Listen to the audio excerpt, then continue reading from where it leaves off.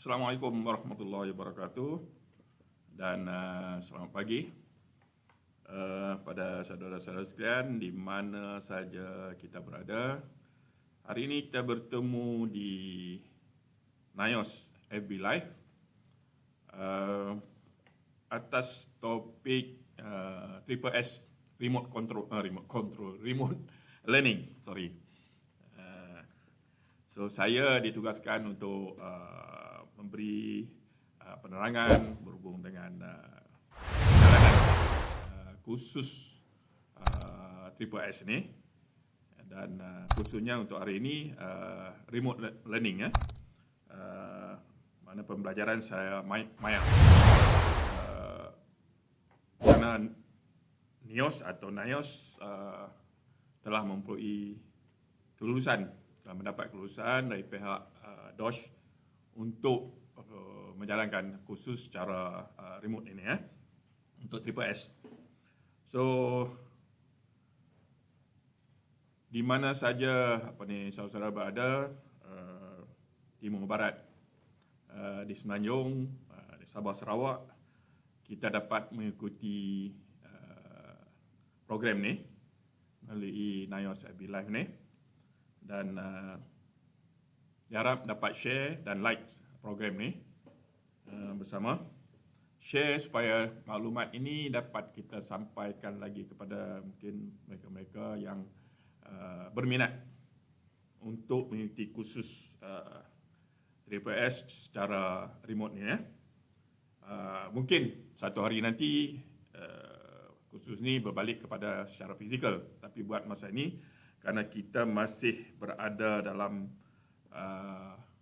pandemik COVID-19, so kita tak dapat melaksanakannya secara fizikal. So alternatifnya kita boleh buat melalui remote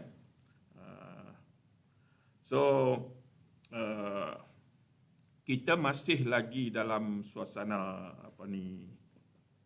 pandemik, masih lagi dalam keadaan PKP atau PKPD. Apa-apa pun seperti yang diumumkan oleh kerajaan, kita masih belum menang. So di mana saja anda berada, patuhilah SOP, mengikut tempat, mengikut ni. Walaupun mungkin kita dah boleh dine in, tapi untuk dine in pun kita masih kena patuh pada SOP. Kita boleh keluar, kita boleh pergi berjalan-jalan, tapi masih cuma rentas negeri, rentas daerah masih belum dibenarkan. Kita doakanlah kalau mengikut pengumuman Menteri Kesihatan kita yang baru, YB KJ, dalam masa terdekat mungkin kita dapat merentas negeri dan merentas daerah. Itu pun saya rasa bersyaratlah.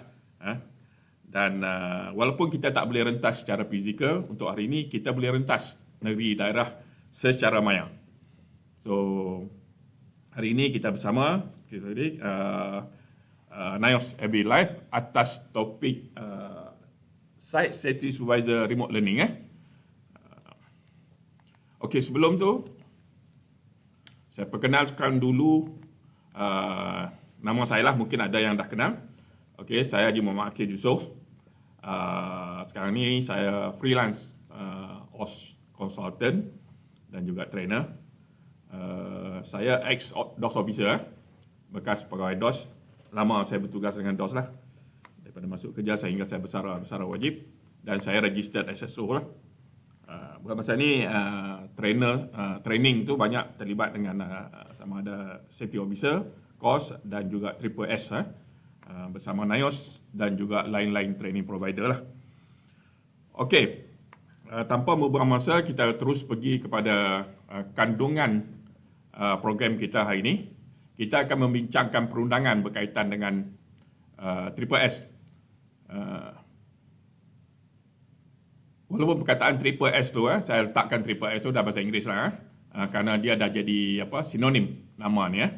Orang lebih kenal sebagai Triple S daripada penyelia keselamatan dapat bina. So sebut Triple S orang tahu. So saya letakkan situ, walaupun ayat lain saya letakkan dalam bahasa Malaysia, tapi Triple S saya masih gunakan perkataan Triple S tu untuk memudahkan kita faham. Dan Pertama, kita akan terangkan sedikit perundangan berkaitan dengan Triple S. Yang kedua, tugas dan tanggungjawab Triple S mengikut undang-undang yang dinyatakan. Dan seterusnya, syarat-syarat dan kelayakan untuk menjadi seorang Triple S, Site Safety Supervisor. Pendaftaran, kaedah pendaftaran Triple S. Pendaftaran ini makna oleh autoriti lah, DOS.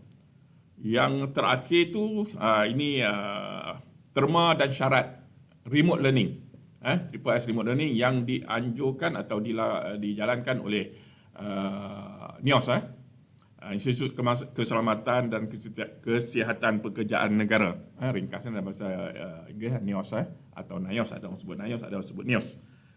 Okey. Masa yang diperuntukkan untuk kita ni lebih kurang 1 jam. Mungkin kita akan lebih selesai lebih awal. Mungkin kita peruntukkan ada soal jawab mungkin di ujung nanti. Dan saya akan semaklah kalau ada soalan-soalan melalui chat, dan saya akan cuba menjawablah kalau masa mengizinkan. Kalau tidak, saya akan menjawab secara bertulis juga lah. Okey, penyelia keselamatan tapak bina atau Triple S. Penyelia keselamatan ini adalah orang kompeten mengikut JKKP lah atau DOS. Definisinya secara umum, ini bukan spesifik, secara umum orang yang dilantik oleh majikan dan bertanggungjawab untuk menjalankan tugas dan aktiviti yang dinyatakan di bawah perundangan OSH, perundangan KKP. Lulus sesuatu ujian yang ditetapkan dan berdaftar dengan Jabatan Keselamatan dan Kesihatan Pekerjaan, JKKP, JKKP Malaysia. So, Triple S atau penyelia keselamatan tempat bina adalah orang yang kompeten, di mana semua mereka ini perlu mengikuti kursus-kursus yang ditetapkan, perlu lulus ujian atau peperiksaan yang ditetapkan, dan kemudiannya berdaftar dengan Jabatan Keselamatan dan Kesihatan Pekerjaan Malaysia. Dan sebab itu barulah mereka itu diberikan sijil pendaftaran ataupun slip pendaftaran. Kalau dulunya dikenali sebagai yellow book, buku kuning, tapi buku kuning itu masih lagi jadi apa orang kata nama sinonim lagi. Walaupun DOS tidak lagi mengeluarkan buku, mengeluarkannya slip pendaftaran, supaya juga buku hijau untuk safety officer. Kalau dulu memang diberi buku kuning kepada mereka yang telah layak didaftarkan sebagai Triple S. Okay.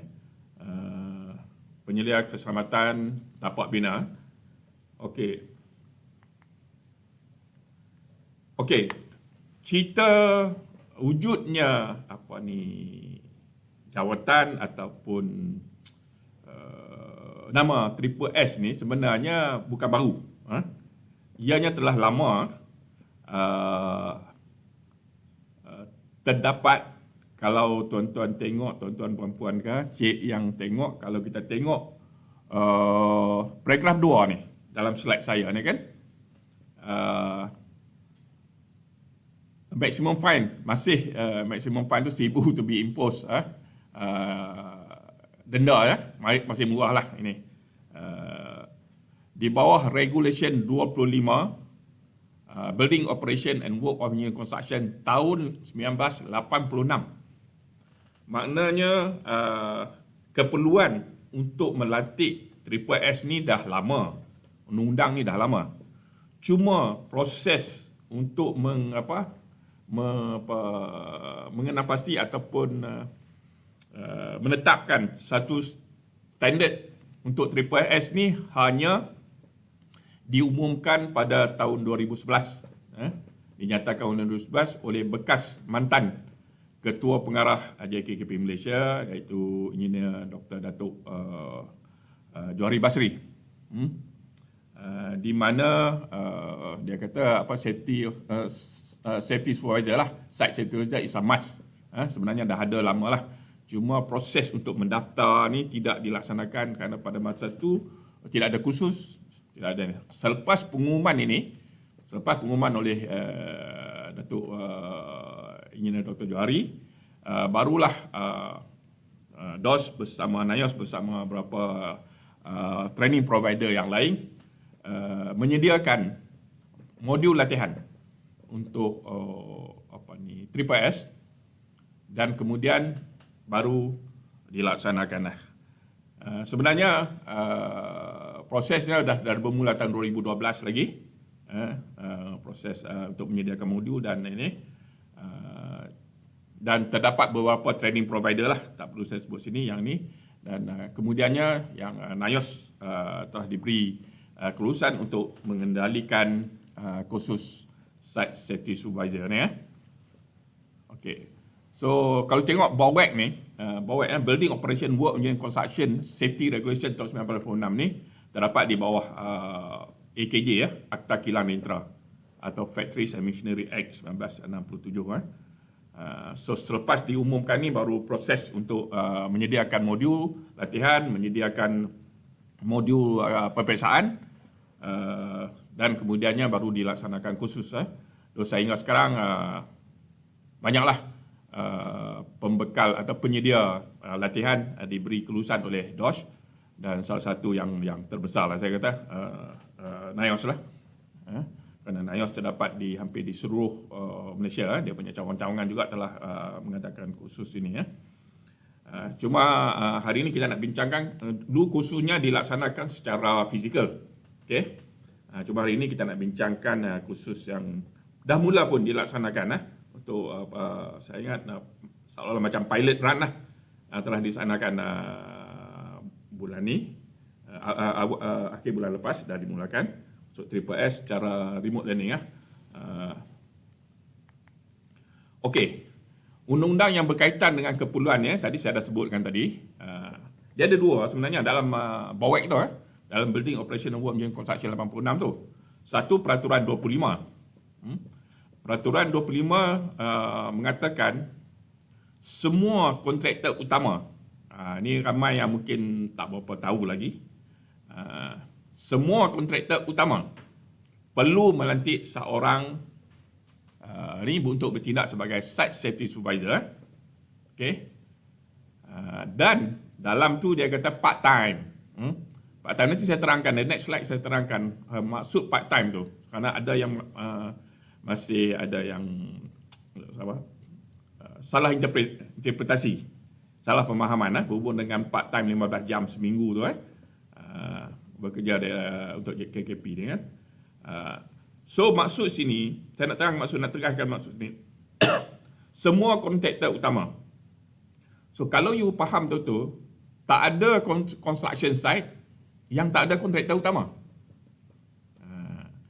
Ada tak? Siapa boleh bagi tahu saya ada kontraktor construction site yang tak ada kontraktor utama? Tak mungkin. Dia mesti ada kontraktor utama. So dengan secara tak langsung, maknanya semua site sepatutnya perlu melantik, kalau dia ada kontraktor utama perlu melantik Triple S. Itu yang pasti ya. Cuma dalam Regulation 26 pula mengatakan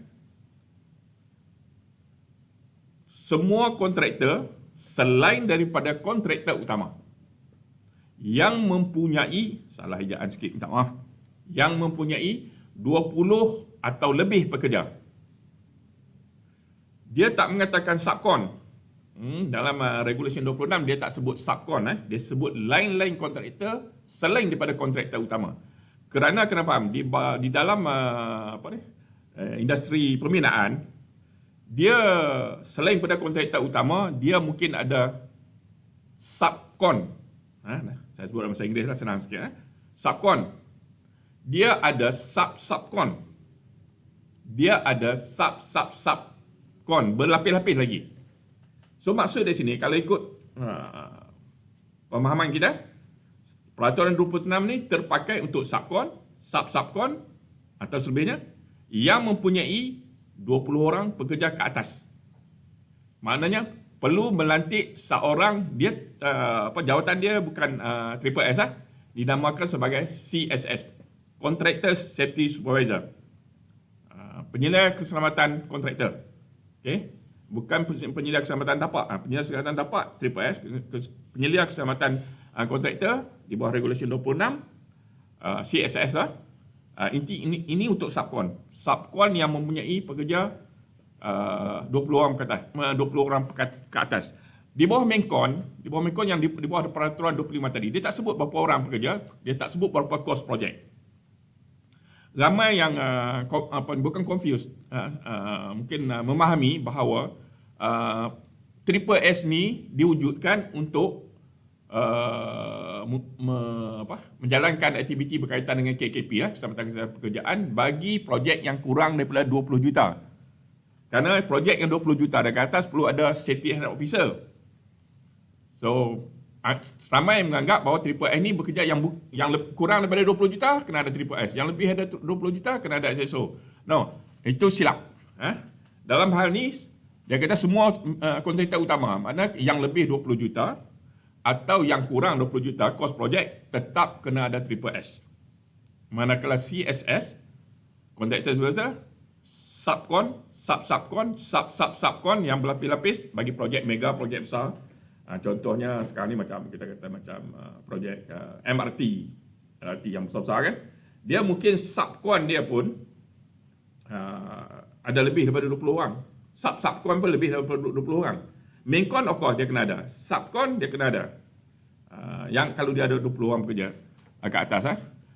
Cuma beza tempoh tugasan dia berkaitan dengan KKP. Kalau Triple S 15 jam seminggu. Okey. Manakala CSS sekurang-kurangnya 5 jam seminggu. Tapi bukan 15 jam seminggu berada di site. Bukan 15 jam seminggu buat kerja saja. Atau 5 jam seminggu. Ayat dia exclusively for safety supervision. Maknanya 15 jam tu untuk kerja-kerja safety. Kita tengok ni perkeliling. Maaf ini saya ambil kelabu sikit. Tafsiran separuh masa mengikut peraturan 25. Ini perkeliling Ketua Pengarah JKKP bertarikh nombor saya tak dapat. Tapi tarikhnya saya dapat 6/4/2012. Okey. Pada masa tu ramai yang banyak yang buat part time ni. Buat part time maknanya dia pergi 2-3 tempat. Sejam 2 jam sana, sejam 2 jam sini, 15 jam. Untuk site tu, untuk seminggu dia pergi 15 jam. Untuk site satu lagi dia pergi 15 jam lagi. So banyak site. Sebenarnya tak boleh. Kalau ikut tafsiran ni, istilah separuh masa yang dinyatakan di bawah peraturan 25 bawah itu adalah seorang kaki tangan kontraktor utama boleh menjalankan 2 tugasan. Satu tugasan ni hakiki dia. So contohnya kat sini dia bagi macam you site engineer. Okey, sebagai contoh jutera tapak. Okey, atau penyelia tapak. Site supervisor. Jawatan hakiki you site supervisor. Berapa lama you bekerja satu minggu? Berapa jam bekerja satu minggu? Katakanlah you bekerja, kita ambil calculation senang. Katakanlah you bekerja 5 jam. Tapi tak mesti 5 jam, 5 jam pula. 5 hari seminggu. Banyak juga site supervisor ni 6 hari seminggu, 7 hari seminggu pada. Tapi untuk tujuan penerangan saya ni, saya ambil contoh 5 hari seminggu. Dan satu hari kita ambil lah waktu kerja biasa 8 jam. So dalam tempoh seminggu, you akan bekerja 40 jam keseluruhan. 5 kali 8, 40 jam. So di sini katakanlah you sebagai site engineer 40 jam satu minggu. Tafsiran ni katakan you ambil 15 jam daripada 40 jam tadi. Okey? 15 jam ni untuk kerja-kerja yang berkaitan dengan OSH. Safety head. You buat toolbox stock kah untuk pekerja, you buat inspection kah, you buat apa sajalah, you buat high rate kah, you buat JSE kah, you buat apa. Tapi untuk seminggu you kena spend 15 jam untuk kerja-kerja safety safety and health. Selebihnya berapa jam lagi? Kalau 40 jam, 25 jam. Okey. Kalau 25 jam tu you buatlah kerja-kerja engineer you tu. Nak check formwork kah, nak check design, nak buat apa, whatever lah. Itu maksudnya. Supaya juga kalau you ni site supervisor, so ambil 15 jam daripada masa you bekerja, daripada 40 jam seminggu tu, buat kerja-kerja safety. Selebihnya buatlah kerja you sebagai site supervisor. Okey? Pergi atur pekerja ke, pergi check form work, kalau projek kecil lah, projek besar mungkin bukan tugas you lah untuk check form work, nak orang pasang kan. So ataupun untuk kadang-kadang terima bahan binaan daripada luar lori bawa masuk pun, you yang terima, you assign delivery order apa semua tu kan. So itu tugas you hakiki. Tapi ambil 15 jam you buat kerja-kerja safety. Macam mana nak buktikan? Ini kena ada rekod lah, kena ada catatan lah. Tapi untuk makluman lah, buat masa ni saya rasa kebanyakan Triple S yang dilantik kebanyakannya sepenuh masa, yang saya faham lah. Walaupun saya bukan lagi bekerja dengan DOS, tapi saya masih dapat maklumat kebanyakan yang ambil tu bukan part-time lagi lah. Cuma yang buat part-time, yang buat freelance ni, sebenarnya freelance tidak wujud lah cerita freelance. Jabatan tidak membenarkan mana-mana Triple M menjalankan tugas sebagai SSS bebas, yang mengawal selia tapak bina yang berbeza pada satu-satu masa. Jabatan akan menarik balik pendaftaran Triple S jika mendapat bukti Triple S menjalankan kegiatan tersebut. Ini penting, yang mana yang dapat buku kuning lah. You tidak dibenarkan. Kecuali mungkinlah ada kebenaran khas, mungkin saya tak tahulah. Ada beberapa kalau you tu bekerja dalam satu kontraktor dan projek dia mungkin dekat-dekat sebelah-sebelahnya, mungkin satu kalau di Selangor kita, satu di Shah Alam, satu di PJ. Mungkin DOS boleh benarkan lah. Tapi kalau ikut ayat perkeliling ni, yang kedua tu tidak dibenarkan di tapak bina yang berbeza. Maknanya kalau ada dua tapak bina, kena ada dua orang lah, Triple S, menjaga tiap-tiap satu tu. Okey. Dan okey, Triple S ni bekerja di Bo dan Wek. Dalam kalau kita tengok dalam undang-undang tadi,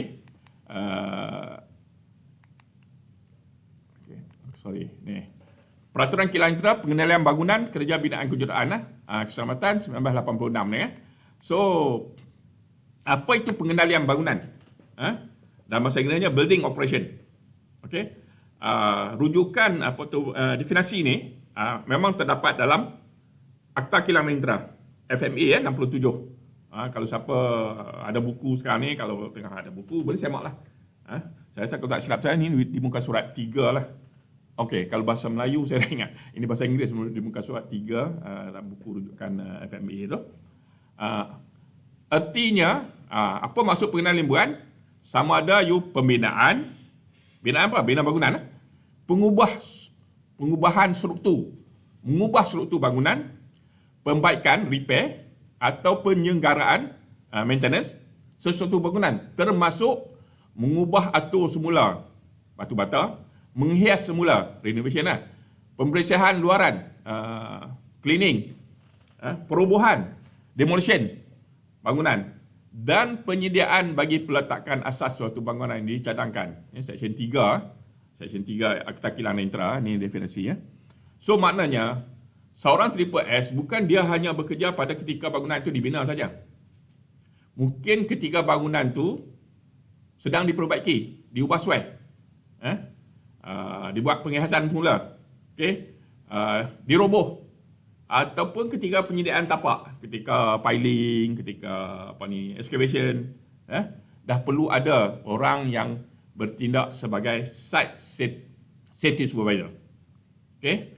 Ramai juga yang saya mengajar yang faham, ingatkah Triple S ni ketika buat bangunan je? Bukan. Kita buat bangunan ataupun bangunan dah siap nak buat pengubahan, nak cantikkan lagi kan, ataupun nak robohkan bangunan yang lama, nak buat bangunan baru, atau nak buat cleaning, nak buat ngecat semula bangunan, perlu ada site safety supervisor yang menyelia hal-hal yang berkaitan dengan keselamatan dan kesihatan. Itu bangunan, Bo. Manakala WEC pula panjang, Work of Engineering Construction, kerja binaan kejuruteraan. Kerja binaan kejuruteraan artinya pembinaan, perluasan, pemasangan, pembaikan, penyelenggaraan, pembaharuan, pembuangan, pengubahsuaian, pengubah, penanggalan dan perubahan. Itu tajuk besar dia. A, apa dia? Kita ubah suai pembinaan yang sedia ada. Dalam bahasa Inggeris kan, edify dan sebagainya. Bangunan besar, bangunan kecil sebagainya. Struktur yang sedia ada lah. Struktur, tak kira struktur selain pada ni ataupun Kaizen. Ini Kaizen ni ramai yang orang daripada sektor binaan pun kadang-kadang tak tahu apa itu Kaizen. Kaizen ni satu kaedah untuk menyediakan tapak untuk menggantikan kaedah konvensional piling. Okey. Kalau piling kita ada kaedah sama ada kita buat piling secara hammer, ketuk sama ada hydraulic hammer atau diesel hammer, atau kita buat bore pile kita korek, atau kita buat jack in pile. Tapi mungkin keadaan-keadaan tertentu tidak membenarkan proses menggunakan hammer, menggunakan bore pile itu dilaksanakan. Mungkin Kaizen adalah pilihan di mana dikorek lubang macam piri dan kemudian dimasukkan RC besi dan di konkrit. Kedalamannya mengikut sama ada kita buat piling secara ketuk cara hammer atau apa, dan dibekukan dalam tanah tu, dan bila dah siap semua tu dijadikan sebagai pile ni saya dipahamkan kerja-kerja ni mungkin ada kekangan lain untuk tidak boleh dibuat secara hammer pile. Contohnya tak mau ada vibration. Tapi kalau tak ada vibration, kita boleh buat juga melalui jack in pile kan. Tapi mungkin jack in pile juga tak boleh laksanakan kerana jack in pile perlu area yang besar, luas untuk parking mesin jack in pile. So Kaizen lah. Mungkin kalau siapa yang bekerja dengan MRT, LRT untuk buat pier, untuk buat pier yang di kawasan yang limited mungkin Kaizen adalah pilihan dia lah. Okey, saya terangkan sikit lah. Tiang, membuat tiang, menara, pylon. Pylon ni bahasa teknikal untuk tiang penjawang elektrik yang tinggi tu kan. High tension cable punya itu dipanggil pylon. Dinding, wall, pagar, fence, cerobong asap, chimney dan seterusnya. Lain-lain B, pembinaan jalan, pembinaan dok, dermaga, kerja pelabuhan, port landasan kereta api atau sisian, jalan kabel dalam bahasa Melayu ini macam kabel car lah. Landasan tram, kat Malaysia belum ada kot tram, pernah ada dulu tahun 60-an dekat Penang saya ingat ada kan. Tram ni yang bas jalan atas rel tu kan. Pengemudi pendalaman,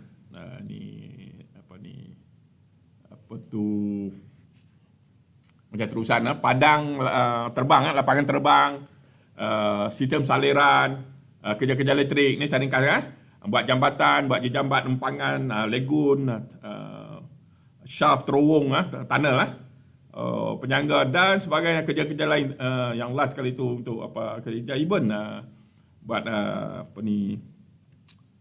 pemasangan perancah, pemasangan pipe, pembetung, itu semua adalah work on unit construction. Dengan kata lain, selain pada buat aktiviti binaan bangunan, repair bangunan, yang lain tu dipanggil WOC, dipanggil work on unit construction. Okey. So maknanya Triple S ni dan juga CSS boleh bekerja dengan kontraktor yang buat bangunan atau boleh juga bekerja dengan kontraktor yang bukan buat bangunan. Buat jalan raya, buat jalan kereta api, buat lapangan terbang, buat jambatan dan sebagainya. Kerja-kerja tanah, itu semua, even landscaping pun diletakkan sebagai WOC. Okey, tugas dan tanggungjawab Triple S, dia ringkas saja. Ini saya ambil daripada Regulation 25. Antaranya lah. Tapi bila you bekerja ni mungkin ada kerja-kerja tambahan yang diberi sampingan-sampingan selain pada yang kerja hakiki ni. Ini yang dalam undang-undang. Nanti saya sebut juga lah berapa yang biasanya dilakukan oleh Triple S atas arahan majikan. Memastikan akta AKJ 67 dan peraturan-peraturan di bawahnya yang berkaitan dipatuhi. Okey. Siapa yang kena patuh dalam hal ni di tempat kerja tu? Dua pihak ni, termasuk kita sendirilah sebagai Triple S, majikan dan juga pekerja. Okey. Kalau ikut kehendak undang-undang ni, BOWAC ni dibuat tahun 86. Masa tu OSHA belum keluar. OSHA belum keluar dan peraturan-peraturan di bawah OSHA pun belum keluar. So, maksud ayat ni adalah mematuhi peraturan tu, akta dan peraturan tu. Akta tu dia means for akta kilang intra yang dah keluar. Kerana ada orang kata, oh cik, mungkin dia kena bos kata kena ikut juga OSHA. Yes, itu bos bagi arahan, betul lah tu. Bos bagi arahan, dia nak cover juga. Tapi kalau ikut undang-undang ni, dia cuma mengatakan akta dan peraturan tu, akta yang dah sedia ada. Mana akta kilang intra dan ini. Tetapi bila you bekerja, seperti yang saya katakan tadi, you sekarang ni dah ada OSHA. OSHA pun 27 tahun dah keluar kan. So, you kena jugalah memastikan ni bukan you bagi arahan, you bagi nasihat lah. Cuma mungkin pekerja bolehlah bagi arahan. Sebab mungkin you diberi kuasa untuk memberi arahan kepada pekerja. Tapi pada majikan, you tak diberi kuasa untuk memberi arahan. You mungkin sebagai penasihat lah. Bagi tahu kepada majikan, apakah keperluan-keperluan yang perlu dipatuhi oleh majikan yang terdapat di bawah akta, yang terdapat di bawah peraturan. Banyak kan? Peraturan di bawah FMA 14. Tapi bukan semua peraturan tu yang perlu dipatuhi oleh kontraktor tau. Ada peraturan yang tak ada berkenaan dengan, macam peraturan berkaitan dengan timah hitam, peraturan berkaitan dengan asbestos, itu tak terpakai. Untuk building operation work engineering construction. Tapi peraturan berhubung dengan safety, health and welfare. Okay? Contohnya working at height. You kena bagi tahu pada majikan. Di bawah peraturan 12, safety and welfare mengatakan jika seseorang itu berada pada ketinggian lebih daripada 10 kaki dan boleh jatuh, kaedah hendaklah disediakan untuk mengelakkan daripada pekerja itu daripada jatuh. Dan kaedah itu termasuklah membekal dia dengan belt and rope. Belt and rope tu termasuklah harness. Kalau dulu dia pakai perkataan belt and rope tapi kita kata termasuk harness, body harness. Itu salah satunya. Mungkin juga bercerita pasal confined space pun, regulation 13. Tapi confined space you kena refer pula pada code of practice for safe working confined space. So itu antara nasihatnya. So katalah construction dah ada, dah siap dah berdaftar dengan DOSH. Ataupun you dilantik, kontraktor nak buka construction site yang baru, dia dapat projek yang baru. So apa nasihat you pada kontraktor, pada Menkon? Dia tak belajar benda ni kan. So kena bagi tahu bos, kena buat site registration, daftaran tapak. Ayat tu pendaftaran tapak. Kalau siapa yang ada kat sini lawyer ke apa, jangan yang petikaikan pula. Semua tu dah ayat biasa kita pakai. Tapi dalam law dia tak sebut kata kena daftar. Dia hanya menyebut section 35 satu tu hanya mengatakan mana-mana orang yang memulakan kerja binaan bangunan dan binaan kejuruteraan hendaklah mengemukakan notis bertulis dalam tempoh 7 hari kepada pemeriksa kilang intra. Notis bertulis tu adalah borang JKJ 103 lah kalau dekat DOS lah. Tapi dalam buku dia tak pakai borang ni. Kalau tak silap saya borang E jadual pertama. Okey, dalam akta dan dalam peraturan. Peraturan apa? Peraturan pemberitahu perakuan kelaikan dan pemeriksaan kilang intra 1970.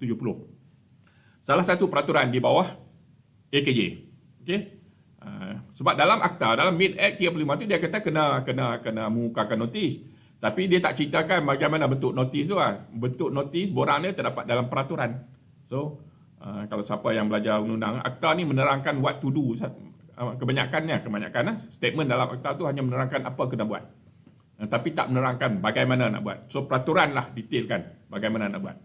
Dan peraturan mungkin disupport lagi dalam ICOP, dalam guideline, dalam standard dan sebagainya. Itu kalau siapa yang baca undang-undang tu faham. Apa yang kedua? Menggalakkan cara kerja selamat. Menggalakkan siapa cara kerja selamat? Pekerja lah. Promote safe conduct. Di kalangan semua pekerja di tapak bina. Itu tugas hakiki Triple S. Memeriksa dan membaiki keadaan tidak selamat. Ini pun jangan salah faham. Bukanlah you semua membaiki. You boleh periksa semua. Keadaan tidak selamat. Sebab you dah belajar dalam modul latihan yang diberi apa hazard excavation, apa hazard piling, apa hazard working height, apa hazard scaffolding, itu banyaklah modul kita tu. 10 hari. Kalau dulu physical 10 hari lah. Kalau remote learning ni, kalau tak silap saya dah 14 hari lah. Paksa ditambah. Kerana remote learning hanya dibenarkan 6 jam sehari. Okey, memeriksa dan membaiki. Bukan you baiki sendiri. You jumpa scaffolding sengit, you nampak scaffolding, scaffold sengit, parameter scaffold lah, sengit. You tak ada kompetensi scaffolder kan. You bukan scaffold erector, tak qualified. You tak bolehlah baiki. So apa you kena buat? You periksa dan catatkan apa ini, buatlah laporan kepada majikan, kepada kontraktor dan mengarahkan supaya kontraktor atau bos kita mengarahkan scaffold erector untuk baikinya. Okey. Kalau jumpa mungkin platform tu dah nak patah ke, daripada kayu nak patah kan, you buat report dan mintalah kontraktor yang berkaitan, subkon betul-betulkan. Okey. Itu maksudnya. So pemeriksaan you kena buat. Memang diajar dalam modul kita, memang ada topik inspection. Dan membetulkan amalan tidak selamat. Kalau you jumpa amalan tidak selamat, contohnya pakai helmet terbalik, yang depan ke belakang, yang belakang ke depan. Ini contoh paling simple lah. Ataupun langsung tak pakai helmet. Ada helmet, letak tepi. So betul kan mana? You bagi arahan lah kalau pekerja kan. You bagi arahan, bagi teguran. Dan kalau diberi kuasa untuk bagi apa orang kata stop work ke apa, boleh lah. Itu kuasa tu bukan diberi oleh DOS, kuasa diberi oleh majikan you lah, oleh kontraktor. Boleh buat apa you tak boleh buat lah. Tapi kalau nak betulkan lebih kepada bagi teguran mungkin contohnya berlari di dalam kawasan site, itu perbuatan tidak selamat, unsafe act. So you boleh betulkan.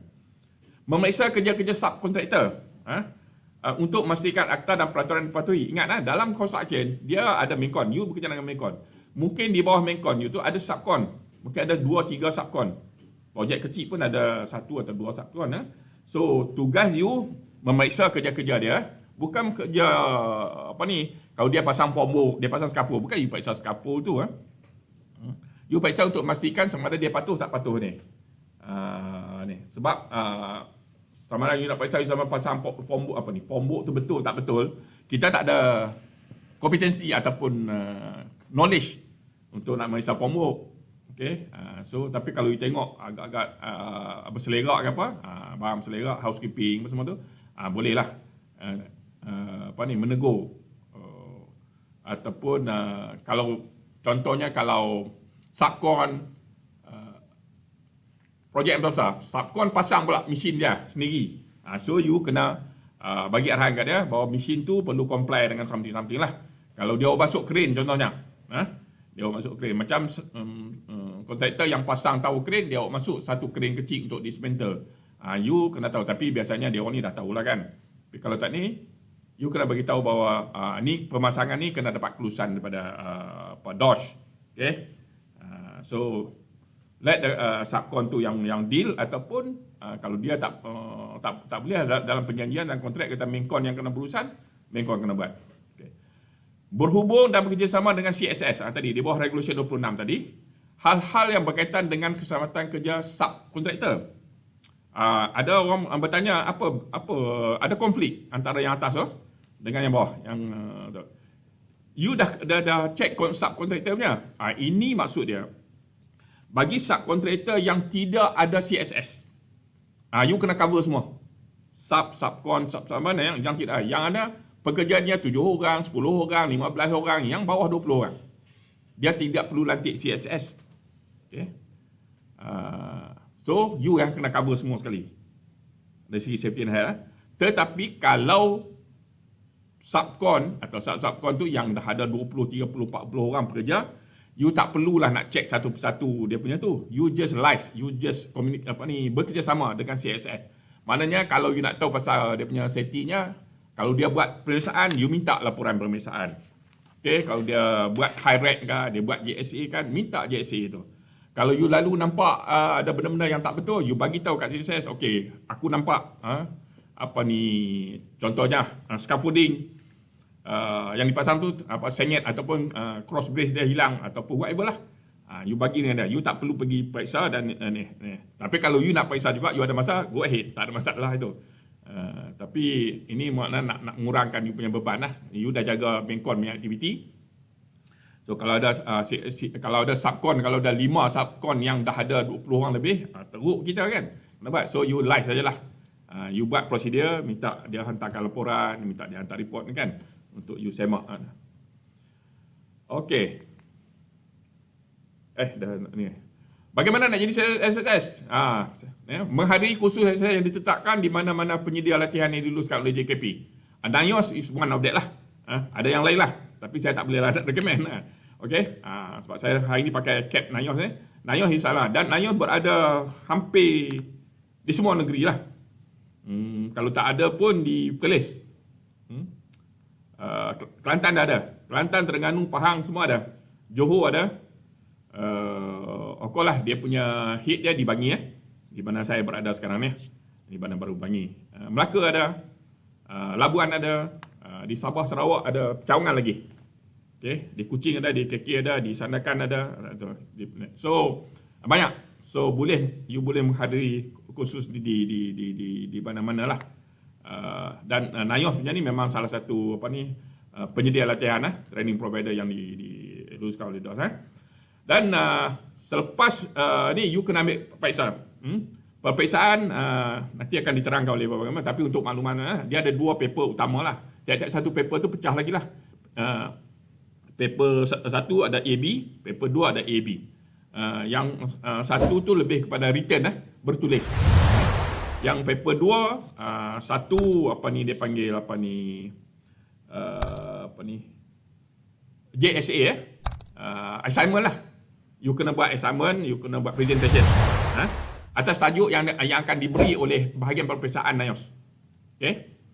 Ini yang berkursus di NIOS dan berkursus di tempat lain pun semua kena ambil kursus ambil periksa dengan NIOS.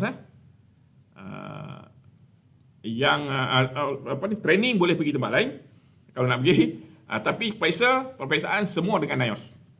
Okey. Yang paper 2 ada lagi satu, iaitu site visit. Untuk remote learning ni saya dipahamkan DOS masih menghendaki supaya site visit dilakukan secara fizikal. Tapi memandangkan macam Selangor masih di PKP 1. Fasa 1. Maknanya kita masih belum boleh pergi lagi kot site tapi mungkin kalau dah dinaikkan diturunkan ke fasa 2, mungkin ada boleh buat site visit secara fizikal. Tapi kalau tak boleh secara fizikal, saya tak tahu lah. Mungkin ada kaedah lain lah. Mungkin secara tunjuk video show ke apa, ini bahagian nanti NIOS akan terangkan lah. Tapi saya dipahamkan DOS sebelum-belumnya nak buat fizikal punya lah, lawatan ke tapak pemeriksaan. So lulus peperiksaan, tapi tak boleh lagi. Selepas you ada kursus, lulus peperiksaan, dua paper tu pun you belum layak lagi. Syarat yang ketiga tu lah, you dah ada pengalaman bekerja dalam bidang construction. Sekurang-kurangnya 2 tahun. Tak kira you kerja apa. Okey? You jadi site engineer ke, you jadi site supervisor ke, you jadi jawatan lain lah. Storekeeper pun yang berkaitan dengan ni, tapi semua berkaitan dengan construction So kelayakan nanti kita tengok kelayakan akademik nanti kita tengok bahagian-bahagian latihan Selepas itu barulah you boleh berdaftar dah complete ni Dan cara nak berdaftar dengan DOS ni dia pakai sistem MyKTP Mungkin ada orang dah tahu nak masuk tu. So register online.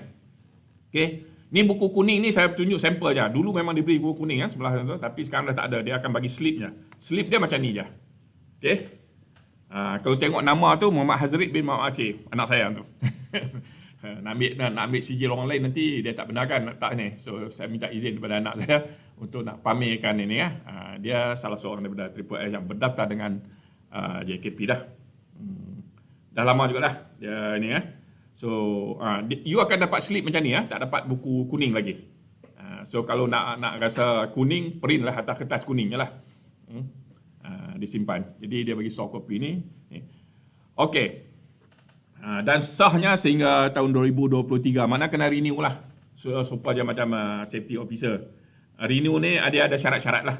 Macam nak kali pertama tadi itulah, dah lulus periksa, dah mengambil kursus, lulus periksa dan 2 tahun pengalaman.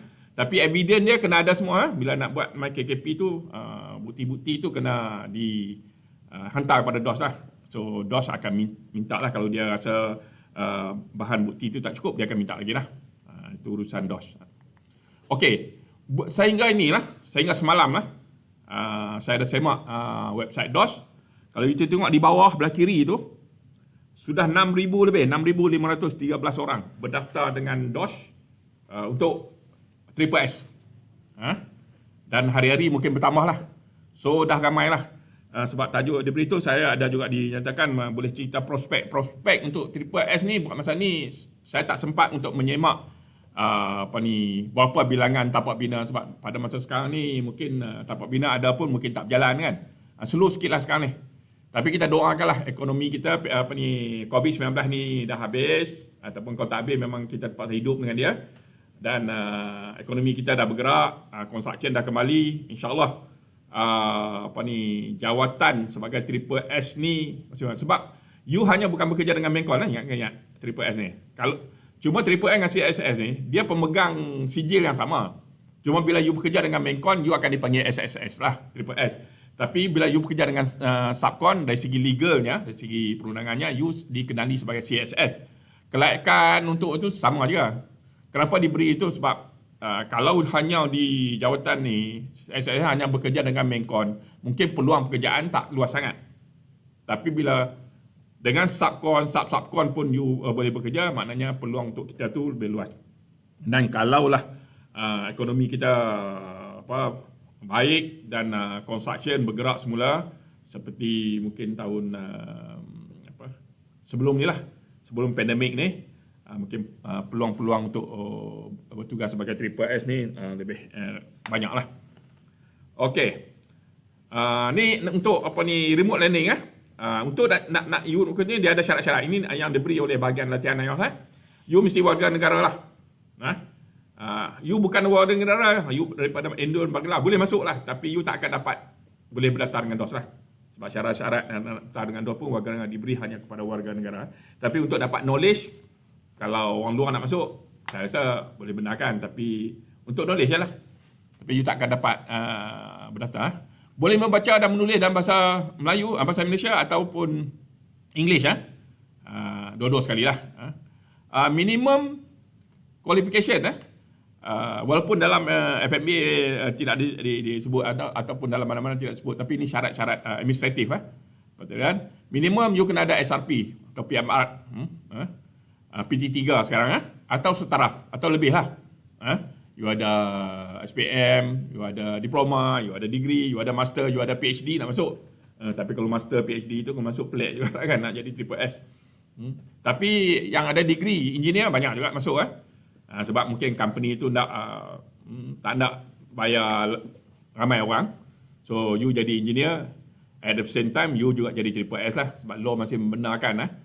Buat masa ni lah, tak tahulah kalau ada pindaan nanti. Sebab kita difahamkan OSHA akan dipindah dan FMA akan dimasukkan. Bila tak tahu. Cuma saya difahamkan bacaan kali pertama OSHA pindaan telah pun dibuat di Parlimen. Tapi bacaan kali kedua untuk dibahas dan diluluskan belum. Mungkin Parlimen bersidang akan datang. Tahulah kalau Menteri dah boleh bawa, mungkin akan dibincangkan. So, okey. Berkebolehan mengikuti kaedah e-learning platform. Kena ada knowledge lah. Walaupun UPM you kena ada knowledge tentang online ni. Zoom, terutama Zoom, aplikasi Zoom ataupun Google Meet ataupun webinar dan sebagainya lah. Kena ada IT punya ni sikit lah. Kalau tidak susah juga. Ada komputer sendiri, laptop atau desktop boleh. Jangan pakai handphone. Nak belajar. Ada jugalah yang saya tengok, saya tengah mengajar tu pakai handphone tapi bergerak-gerak apa semua tu. Tak begitu kondusif lah untuk belajar. Dan mempunyai kemudahan internet yang baik. Jangan ada putus-putus. Ada yang saya pernah mengajar dah ni untuk online ni. Kadang-kadang kat rumah dia mungkin internet coverage dia tak begitu bagus. Sekejap hilang, sekejap ni. Okey, mendaftar Zoom dan email peribadi. Biasanya kalau e-learning kat NIOS ni dia pakai Zoom, aplikasi Zoom. So you kena download Zoom punya. Lepas tu nanti bila dah Nayos akan bagi dia punya link untuk you masuk dan dia akan benarkan you masuk. Okay, syarat lain kepada kelulusan program ni dikenalikan naklah diambil bagi kehadiran naklah diambil bagi setiap ni syarat DOS bagi setiap permulaan topik baru. Ada topik baru kena ni sebab online ni takut orang hilang. Satu hari dia dah 3 topik. Dia masuk topik pertama belah pagi, dia register, lepas tu dia tutup dia punya kamera. Dia biarkan mic dia pun dia tutup. Kita pun tak tahu, trainer pun tak tahu dan admin pun tak tahu sama ada dia ada tak ada kat situ. Okey. Bila kita panggil 3-4 kali tak buka juga mic, tak buka juga ni, mungkin dia pergi buat benda lain. Sebab tu dia nak kawal macam ni lah. Maksimum 6 jam sehari bagi online training. Kalau fizikal biasanya 8 jam. Okey. Kadang-kadang ada lajak sampai 8 jam lebih. Okey. Tapi untuk online DOS hanya membenarkan 6 jam saja. Sebab fahamlah kalau online ni kalau lama-lama pun ada yang tidur kot. Mengadakan kuis ada atau apa ejaan ni buat malam ni. Kuis atau ujian bagi setiap topik.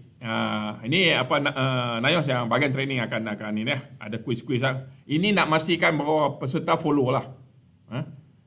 Dia tak tinggal daripada laptop dia ataupun PC dia kan.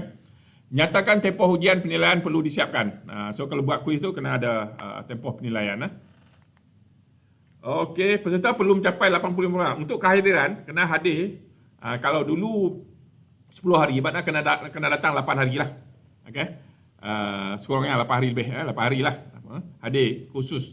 Dan lulus semua kuis tak penilaian melakukan kuis ni simple je. Sama kuis ni cuba bukan nak tengok knowledge you lagi saya.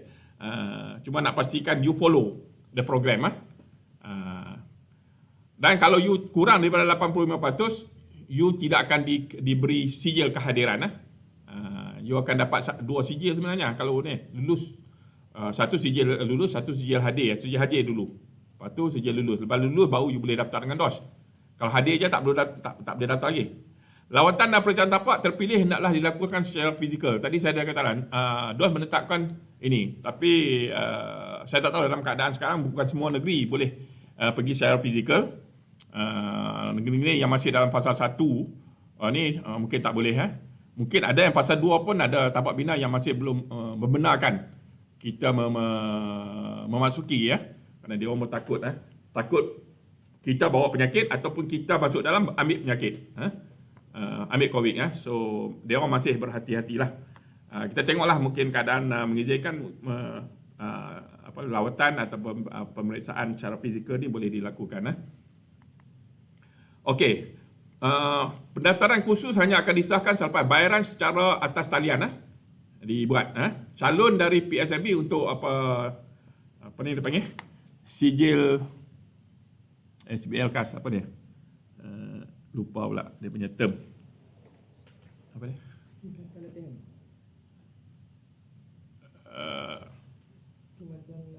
Sijil bantuan latihan. Skim bantuan latihan khas. Okey, sorry. Hendaklah memohon GL guarantee letter dari PSMB. Okey calon-calon GL saja hendaklah mohon KESO, GL daripada KESO. Okey, bukti bayaran hendaklah di-email kepada Nayos mengikut link ni lah. Ikut email ni. Bayaran hanya diterima melalui siapa tak pasti ni macam mana? Book, Pay or MyPay. Ni adalah sistem-sistem pergi ke Nayos punya tu.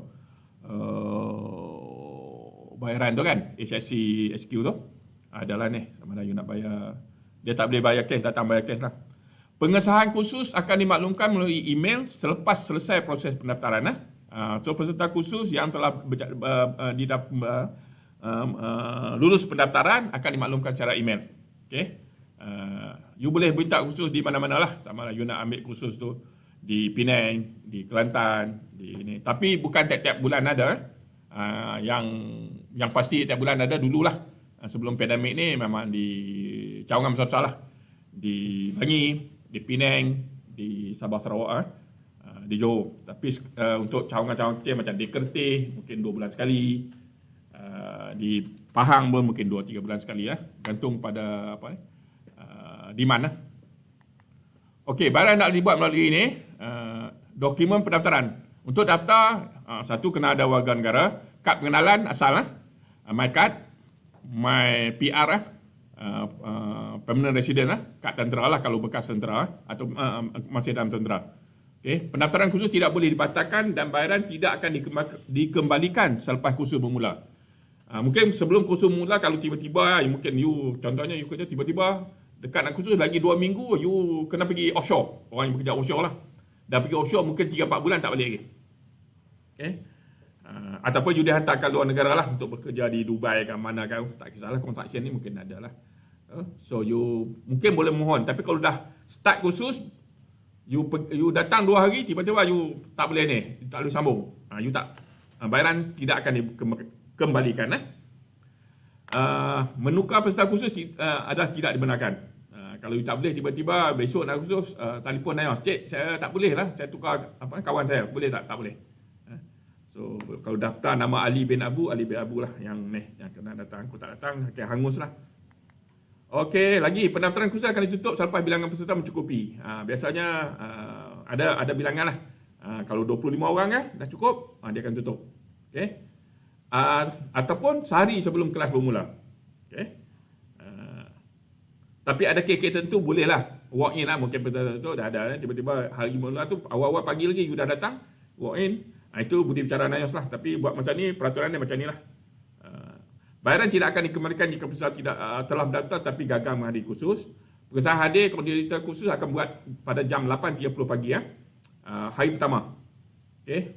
Pengesahan kaedah tu. Koordinator kursus akan panggil cek satu-satu. Kehadiran peserta akan diambil melalui Zoom meeting software and print screen. Dia orang akan minta semua you buka video, you buka kamera lah. Ada gambar semua, dia akan ambil gambar, print screen. Itu sebagai pengesahan inilah. Kalau dia panggil 3-4 kali tak keluar, tutup kamera, you dianggap tidak hadir. Okey, tepat 1 jam. Masa untuk bersoal jawab, mungkin saya laju sikit, saya nak kerja masa tadi. Mungkin ada yang tak berapa jelas. Silakan. Saya boleh pertanyaan melalui ruangan komen. Silakan.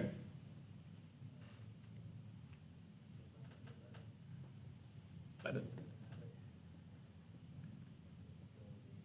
Tak ada soalan yang masuk. Okey, kalau tak ada apa, saya ucapkan terima kasih. Dan minta maaf kalau ada yang kurang jelas ke apa tu, boleh hubungi saya. Jangan telefon lah. WhatsApp lah, atau email. Ini bukan promote saya lah.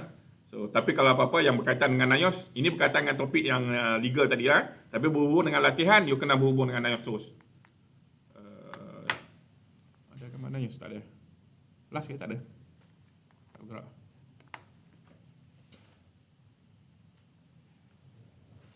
Okey, itu saja. Sekali lagi saya ucapkan terima kasih kerana sudi mendengar, kalau yang mendengar lah. Dan jika ada apa-apa soalan, seperti saya katakan tadi, boleh hubungi saya melalui WhatsApp kepada saya atau email. Dan kalau soalan berhubungan dengan latihan, sila hubungi NIOS melalui website NIOS dan bahagian latihan NIOS lah. Okey, Ustaz, Assalamualaikum warahmatullahi wabarakatuh.